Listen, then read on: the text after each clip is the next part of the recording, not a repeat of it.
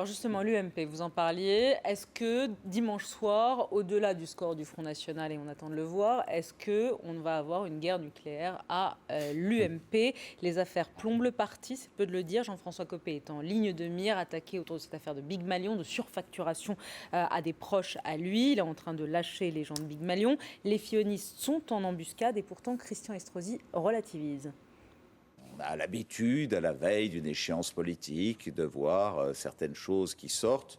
Soit c'est effectivement à 2 jours d'une élection, comme cela se fait souvent, de la part de quelqu'un qui aurait fait fuiter quelque chose d'erroné, une manipulation qui porte à conséquence sur cette élection. Je ne pense pas que ça porte à conséquence. L'UMP va-t-elle exploser dimanche soir ou lundi matin? Messieurs, Nicolas Pardon, Bellac. ça dépend quand même de ce que vous citiez en passant, à savoir quel sera le score du Front National.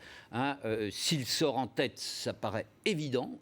S'il sort en second même, moi je pense que ça va secouer sacrément, même si on va dire que ça aura le moindre impact, etc. Mais ce qu'on avait dans les enquêtes d'opinion à 48 heures du scrutin, c'était quand même une moindre mobilisation des électeurs UMP que pendant les municipales, où là vraiment il y avait ce qui est normal. Un différentiel avec la gauche qui était très très net.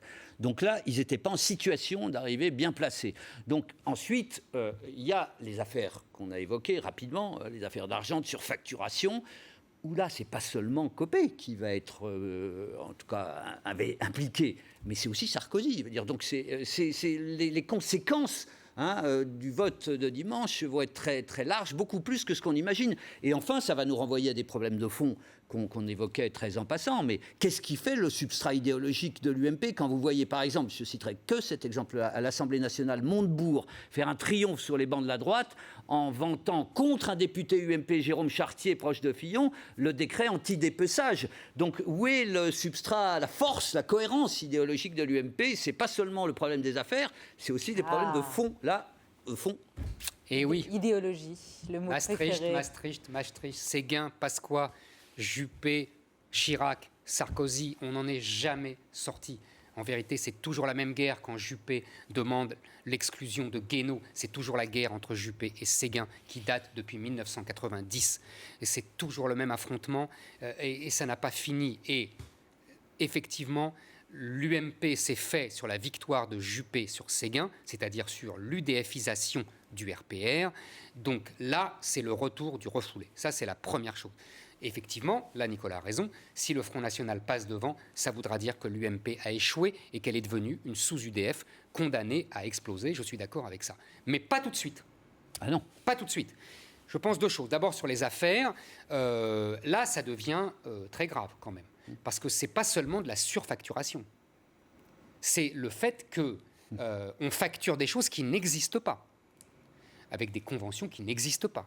Est-ce que c'est uniquement les gens de Big Malion qui l'ont fait de leur propre chef? Est-ce que c'est Copé? Est-ce que c'est carrément Sarkozy derrière? Puisque certains sous-entendent ça maintenant.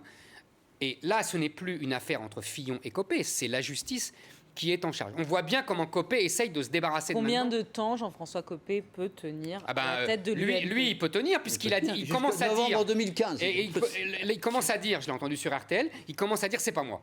Et merci la presse de m'avoir révélé, on m'a roulé. Donc voilà, il a le choix entre passer pour un voleur ou passer pour un con. Il va choisir de passer pour un con. Il a raison d'ailleurs. Devant la justice, c'est mieux. Maintenant, ça va continuer. Maintenant, je pense, moi, et je finis mon analyse, que ça va se jouer en 2017 à la présidentielle. Voilà.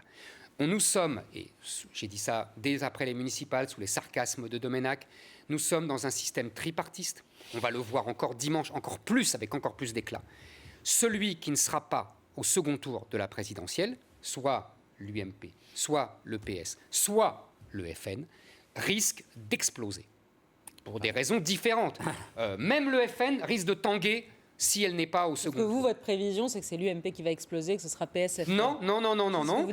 Si Hollande n'est pas au second tour, ce qui est possible, ça peut être le PS qui explose. Non, je n'ai pas de certitude. Enfin, cette histoire de convention fantôme, c'était tout un C'est programme et tout un symbole en même temps. Je veux dire qu'il y a eu autant de conventions qui n'avaient pas existé. Alors du coup, d'ailleurs, je me suis demandé si celle à laquelle avait participé Zemmour avait bien existé, mais tu n'as pas été payé, non? Tu as de la mémoire. Voilà. Mais parce qu'un certain nombre de dirigeants politiques ont dit on n'a pas été payé, c'est pas vrai, Moi, ça j'ai n'a pas existé. été payé. Bon voilà, déjà la police, J'ai peut-être pas été- assurer mais j'étais la là. justice. Mais j'étais là.